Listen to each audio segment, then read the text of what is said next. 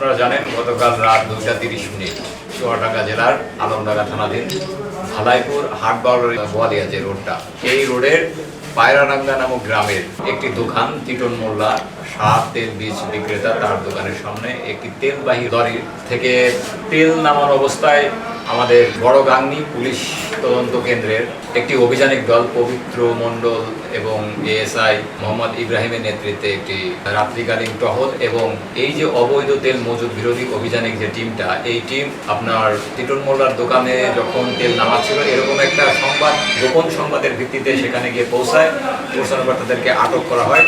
সেখানে আটক তেল লরি এবং লরি থেকে নামানো 8টি ব্যারেলে 1600 লিটার পেট্রোল এবং লরিতে মজুদ অবস্থায় আপনার 8700 লিটার পেট্রোল এবং 2700 লিটার ডিজেল আমরা জব্দ করি।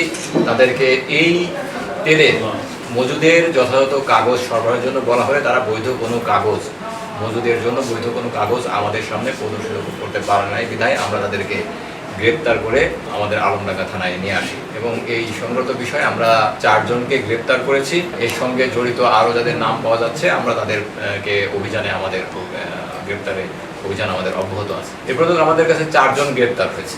এটা আসলে একটা তেলবাহী লরি বিভিন্ন জায়গা থেকে আসে বা তাদের সিস্টেম লস হয়ে আমরা এটা এখনো আমাদের কাছে তাদের তথ্য মতে আছে হচ্ছে আপনার 8700 এবং 8700 লিটার হচ্ছে পেট্রোল, 2800 লিটার হচ্ছে আপনার ডিজেল। কিন্তু এটা হচ্ছে তাদের তথ্য মতে। এটা আমাদেরকে মামলা পরে সঠিকভাবে আমরা পরিমাপ করার পরে আমরা আমাদেরকে একজ্যাক্ট কতটুকু আছে এটা আমরা বলতে পারবো। আপনার যারা গ্রেপ্তার হয়েছে তাদের নাম আপনারা জানতে পারবেন এবং অভিযানের স্বার্থে আমরা কিছু নাম আপাতত বলতে পারছি না, তবে আমরা কিছু লোক আইডেন্টিফাই করেছি। তাদেরকে ধরার জন্য আমাদের অভিযান অব্যাহত আছে। এটা আদালতের নির্দেশনায় আমরা এটা সরকার নিলামে দিয়ে বিক্রি করে দিবে, হয়তো এটা আদালতের নির্দেশনা অনুযায়ী চলবে। এটা আমাদের আরো অধিক জিজ্ঞাসাবাদ করে আমরা বিস্তারিত তথ্য আপনাদেরকে জানাতে পারবো।